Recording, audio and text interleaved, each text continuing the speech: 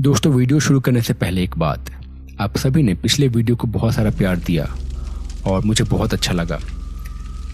अगर आपको ये वीडियो भी पसंद आता है तो प्लीज़ इसे लाइक कीजिए, इस चैनल को सब्सक्राइब कीजिए और कहाँ से देख रहे हैं अपना नाम और पता ज़रूर लिखिए और कमेंट में बताइए कि आपको इस वीडियो का बेस्ट पार्ट क्या लगा। तो चलिए अब कहानी शुरू करते हैं। पतले से रास्ते पे दोनों ओर ताड़ के पेड़ लगे हुए हैं और दोनों तरफ तालाब है। एक साइकिल से रमेश अपने घर की ओर चला जा रहा है। धीरे धीरे वो कोई गाना गुनगुनाते हुए जा रहा है। आज साइकिल पे वो पोटली में बांधकर कुछ मिठाइयाँ अपने घर के लिए लेके जा रहा है। रास्ते में वो साइकिल रोक के पेशाब करने के लिए नीचे उतरा।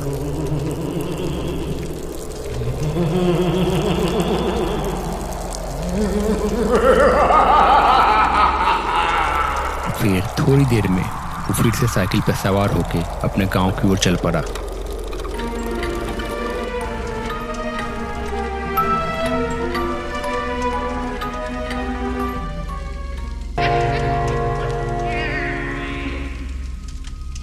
झारखंड में एक छोटा सा शहर है दुमका।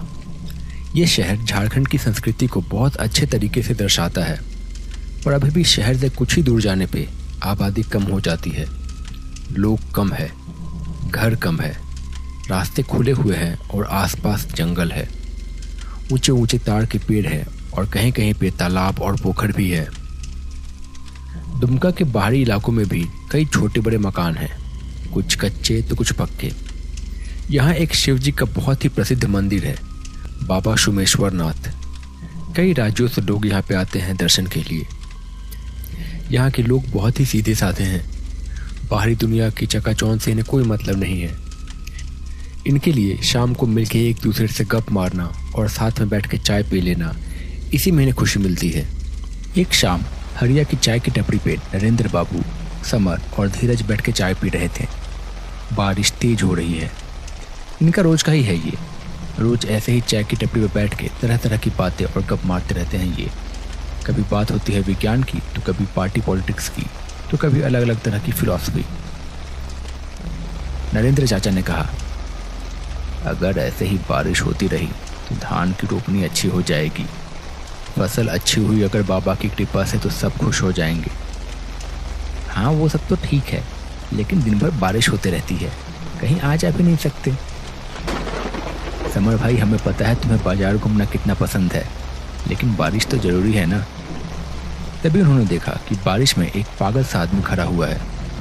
बाल बिखरे हुए हैं, कपड़े गंदे हालत में हैं। बारिश में भीगता हुआ वो उनके पास आया और उसने कहा, मुझे मिठाई खानी है, मुझे मिठाई दो, मिठाई दो, मुझे मिठाई दो,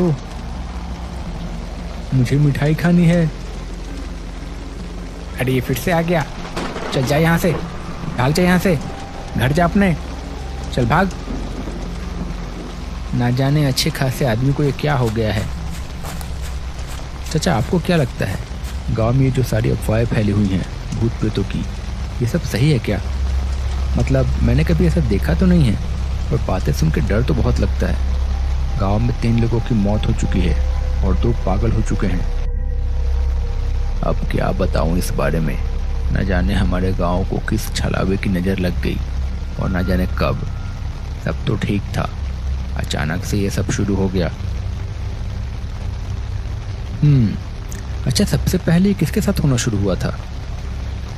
सबसे पहले तो ये रमेश के साथ ही हुआ था।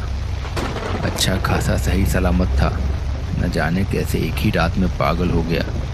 बस यही कहते फिरता है कि मिठाई खानी है, मिठाई खानी है। फिर बोलता है मिठाई मत खाना। उसका तो कुछ इलाज भी नहीं हो पाया। फिर उसके बाद ये बाकी की घटनाएं हो गई। जो भी कहिए चाचा, मुझे तो लगता है कि कुछ न कुछ बात तो जरूर है इन घटनाओं में। या तो कोई बहुत भयंकर चोर डाकू है, या फिर सच में कोई काली शक्ति है। बस सावन का महीना शुरू हो जाए, फिर बाबा सब संभाल लेंगे।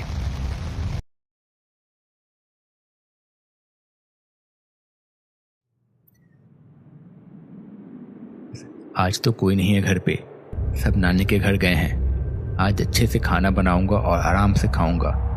वाह, ये मिठाई तो बड़ी अच्छी लग रही है। पापा, पापा मुझे मिठाई नहीं दोगे? कौन कौन है वहां? गुड्डू, तुम यहाँ कैसे आ गए? और मम्मी कहाँ है तुम्हारी? और ये तुम लोग इतनी रात में नानी के घर से यहाँ कैसे आ गए और क्यों? पापा, पापा, पापा मुझे मिठाई दो ना। हाँ हाँ दूंगा बेटा। ए जी, मुझे नहीं देंगे मिठाई? मुझे मिठाई खानी है, मुझे नहीं देंगे मिठाई? अरे तुम, क्या सब ठीक तो है ना? क्या हुआ है? और ऐसे अंधेरे में क्यों हो तुम लोग? मुझे नहीं देंगे मिठाई? नहीं देंगे? नहीं देंगे तो मैं इसे खाऊंगी।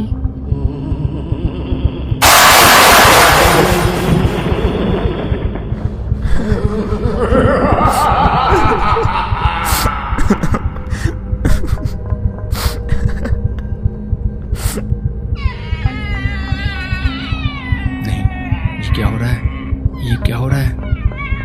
ये क्या हो रहा है? ये नजारा देख के रमेश भागने लगा। रात सुनसान सड़क पे वो वैसे ही भागे जा रहा था। भागते भागते वो एक पेड़ के पास पहुंचा और हांफने लगा। पेड़ के पीछे से कोई निकल के बाहर आई। मुझे नहीं देंगे मिठाई? मुझे मिठाई खानी है, मुझे मिठाई दो। ऐसा कहते ही उसका सारा शरीर देखते ही देखते बहुत भयानक रूप में बदल गया। रमेश को समझ नहीं आया कि क्या हो रहा है और वो वहीं बेहोश हो गया। अगले दिन जब वो सुबह उठा तो वो पागल हो चुका था। रात की घटना ने इतना गहरा असर डाला था उस पर कि उसे कुछ भी समझ में नहीं आ रहा था कि क्या हुआ। सोचने समझने की शक्ति खो बैठा था वो, बस कुछ भी बड़बड़ाए जा रहा था। मीठा खाना है, मीठा खाना है, मुझे मिठाई नहीं दोगे?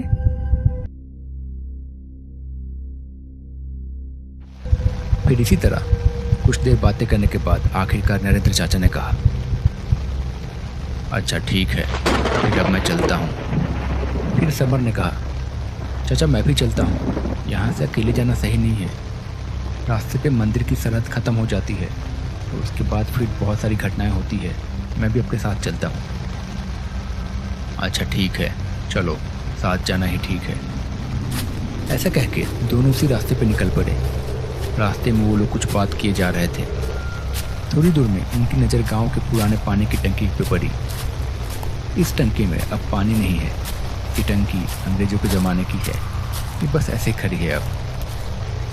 उन्होंने देखा कि उस पुरानी पानी की टंकी पे कोई खड़ा था। चाचा, चाचा वो देखिए पानी की टंकी की ओर। इतनी रात को पानी की टंकी के ऊपर कौन खड़ा है? अरे होगा कोई दारू पी के चढ़ गया होगा। अब जब नशा उतरेगा तो ठीक नीचे आ जाएगा, हमें क्या। चलो चलो जल्दी चलो, अब रात बढ़ रही है। समर और नरेंद्र चाचा ऐसे ही उसे देखते देखते आगे बढ़ने लगे। तभी थोड़ी देर में वो इंसान ऊपर से नीचे कूद पड़ा। ये देख के दोनों बहुत घबरा गए। वो दोनों जल्दी से जाके वहाँ पहुँचे, पर वहाँ तो कोई भी नहीं था। चाचा ये क्या है? ऐसा कैसे हो सकता है? पता नहीं, और जो भी था ठीक नहीं था। ये जल्दी जल्दी घर चलो अब। एक तो बारिश की वजह से वैसे ही सब और खाली है। इसके बाद वो दोनों रास्ते पे आगे की ओर चल पड़े। धीरे धीरे वो लोग गांव के पास पहुंच गए। अब कुछ घर दिखाई देने लगे थे। वहीं पे थोड़ी दूर पे गांव का पुराना कुआं था। उन्होंने देखा कि कुएं के ऊपर वही चाय वाला हरिया खड़ा था। इसकी दुकान पे बैठ के वो लोग चाय पी रहे थे। उसने उन्हें देखा और कहा, चाचा, चाचा मुझे बचाओ, मुझे बचाओ चाचा। और ऐसा कह के वो कुएं में कूद पड़ा। अरे ये क्या हुआ? ये हरिया यहाँ कैसे? और ये कूद क्यों पड़ा? चलो चलो जल्दी चलो, इसे बचाना पड़ेगा वरना कहीं डूब ना जाए। समर और नरेंद्र चाचा उसकी ओर भागे, पर उन्होंने देखा कि वहाँ कुएं में कोई भी नहीं था।